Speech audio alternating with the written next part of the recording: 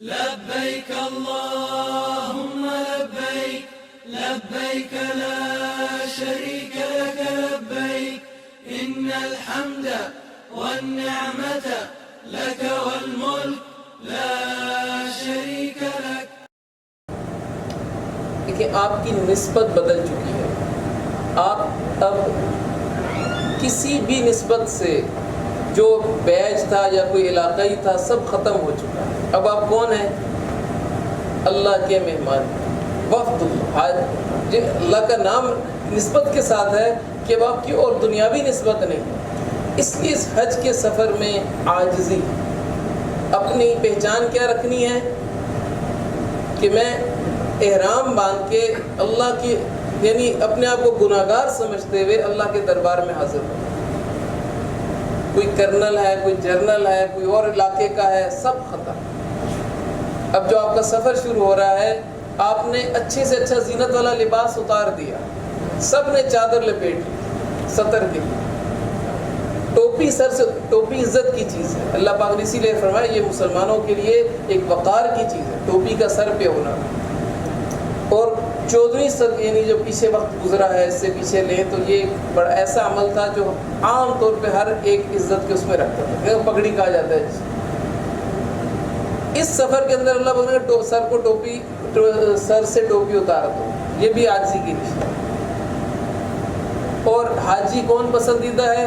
میلا کچیلا بکھرے بال، پراگندہ حال، عاشقی عشق کی کیفیت کے ساتھ اللہ کے عشق میں ڈوبا ہو. اسے گرمی سردی کا پتہ ہی کچھ نہیں.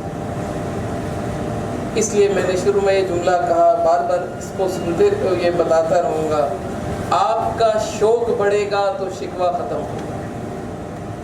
اب یہ آپ سے سفر شروع کرنے لگے ہیں، احرام کی چادر باندھنی ہے آپ نے، تو آپ اپنے سفر میں اپنی ساری نسبتوں کو ختم کر کے اپنے آپ کو خادم بنا لیں.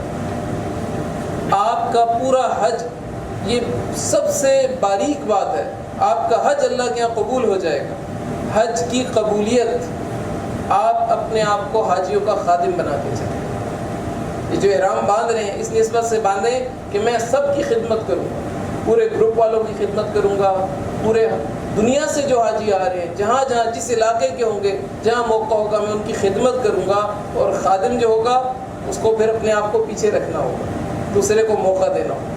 بس یہ حج کی کامیابی. آپ کے طواف کی کمی، آپ کے نوافل کی کمی، کوئی اور دعا کی کمی وہ پوری ہو جائے گی. خدمت کی کمی سب کو پورا کر دے گی. کوئی ایسا خدمت کا چھوٹا سا عمل جس کو آپ چھوٹا سمجھ رہے ہوں گے کہ حاجی نے کہا مجھے پانی چاہیے، آپ دوڑ کے گئے پانی لا کے دے. کوئی وضو کے لیے اٹھ رہا تھا، ذرا مشکل سے جا رہا تھا، خواتین میں بوڑھی ہوتی ہیں، دوسری جوان خاتون نے اس کا ہاتھ پکڑا، جلدی سے اس کو سنبھالتے ہوئے وضو کرایا، لا کے اپنی جگہ پہ بٹھا دیا. یہ حج کی قبولیت ہے. یہ آپ کو قدم قدم پر موقع ملنے والا ہے.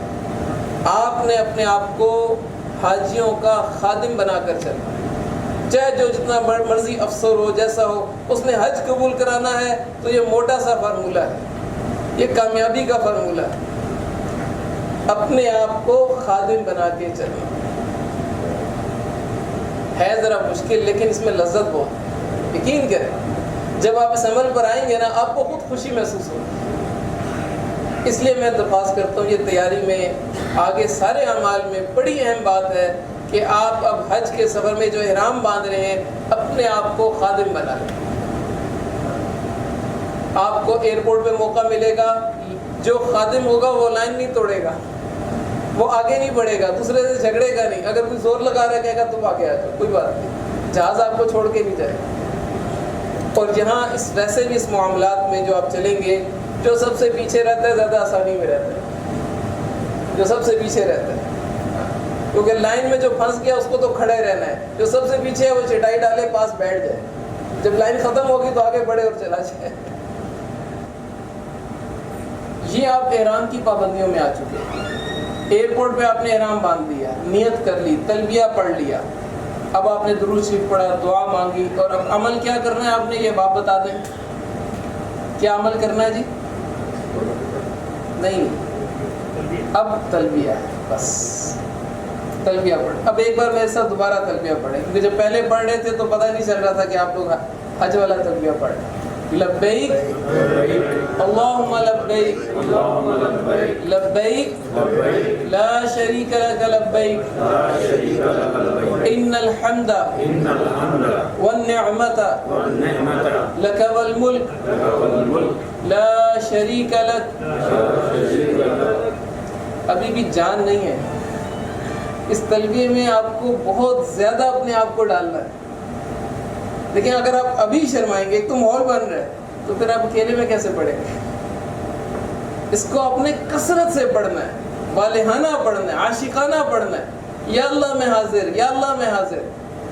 یہ آپ کی بڑی عبادت ہے اس وقت. اب آپ جہاز کی طرف جائیں, وہاں پہ سیٹ مل جائے گی, جیسے بھی ایئرپورٹ پہنچ گئے, جدہ پہنچ گئے. جدہ میں آپ کو ٹائم لگے گا, ذہنی طور پہ تیار رہیں, وہاں پہ ٹائم لگ جاتا ہے.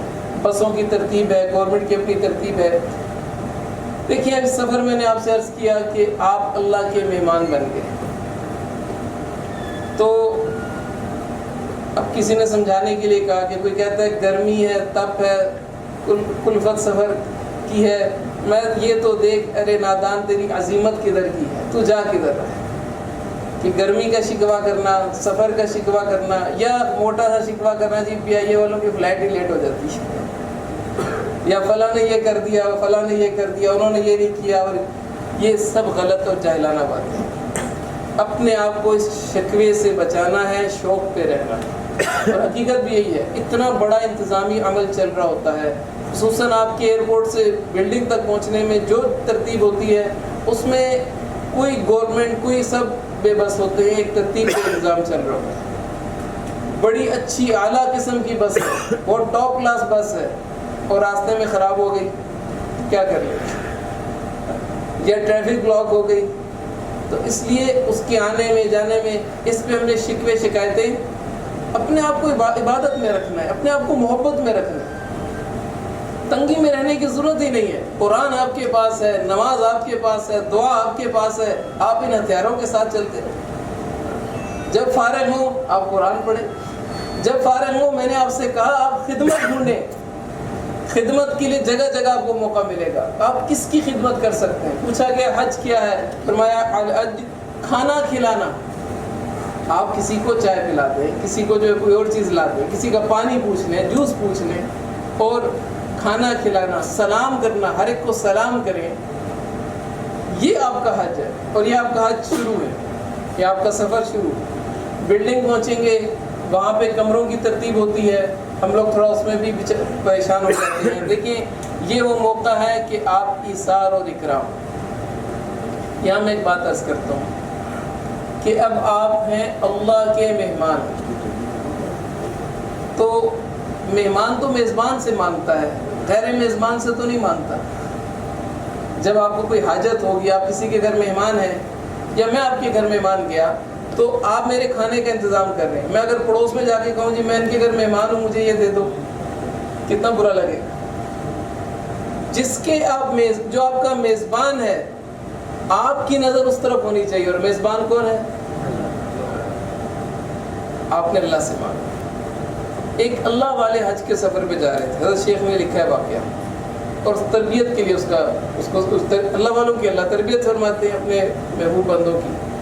وہ چلتے چلتے راستے میں اس کو پیاس لگ گئی.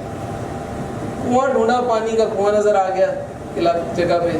وہ گیا اور جا کے جو ہے اس کا وہ پانی لینے کے لیے قریب گیا, تو پانی بہت نیچے.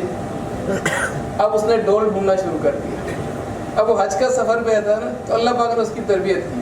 ایک ہرنی بھیج دی, وہ دوڑتی ہوئی آئی, اس نے پانی دیکھا تو نیچے ہے, اس نے آسمان کی طرف نگاہ کی, پانی اوپر آ گیا. اس نے پانی پیا, دوڑ گئی. یہ کہنے لگے یا اللہ میں اشرف المخلوق, اس کو تو نے پلا دیا اور میں وہیں کا وہیں جا کے پڑا تو پانی نیچے. تو آواز آئی, اس نے ہماری طرف دیکھا, ہم نے پلا دیا. تم نے ڈول کی طرف دیکھا, ہم نے ڈول کے والے کر دیا. تو ہماری نظر کدھر جائے گی؟ حاجی کی نظر. دیکھیں میں عرض کرتا ہوں, نہ گورنمنٹ والے ہوں تو گورنمنٹ کو دیکھیں, نہ ٹور آپریٹر کو دیکھیں. یہ بھی محتاج ہیں, ان کو بھی ضرورت ہے, ان کی ضرورت بھی اللہ نے پیدا کی ہے. ان کی ضرورت بھی اللہ دور کریں گے, آپ کی ضرورت بھی اللہ دور کریں گے. اور آپ مانگیں گے تو کیا ہوگا آپ یہ خود کہیں گے، واپسی پہ کہیں گے، جو مانگا ملتا گیا، جو مانگا جس کے آپ مہمان ہیں وہ آپ کو خالی ہاتھ نہیں بھیجے، مانگنے والے بنے، اللہ سے مانگنے والے بنے۔ تو اپنی ضرورت کو، یا اللہ میرے لیے آسانی کر دے، میرے لیے آسانی کر دے، اللہ سے مانگے، دوسرے دو چیزوں کی طرف نہ جائیں۔ آپ کا کمرہ ہم نے یہاں پہ 4 سال نہیں گزارنے، 4 مہینے نہیں گزارنے، 4 دن کی بات ہے، پھر بدل جائے گا، پھر کہیں اور چلا جائے گا، ہم اسی پہ پڑ جاتے ہیں، مجھے یہ چاہیے، مجھے یہ چاہیے، مجھے یوں کریں۔ اس میں ہم اپنے آپ کو پیچھے رکھیں، اپنے بھائیوں کو آسانی کی جگہ پہ رکھیں۔ لیکن صحابہ کرام کی صفات میں سے ہے جو اللہ نے قرآن میں بیان کی، تعریف کی کہ صحابہ کون ہیں، وہ آپس میں کیسے رہتے ہیں۔ فرمایا ان کا آپس کا اکرام محبت ایسی ہے کہ اپنے بھائیوں کو اپنی جانوں پر ترجیح دیتے ہیں، ایثار کرتے ہیں۔ سختی کی جگہ ہی خود اپنے آپ کو اڑا دیا، آرام کی جگہ ہی اپنے بھائی کو آگے کر دیا۔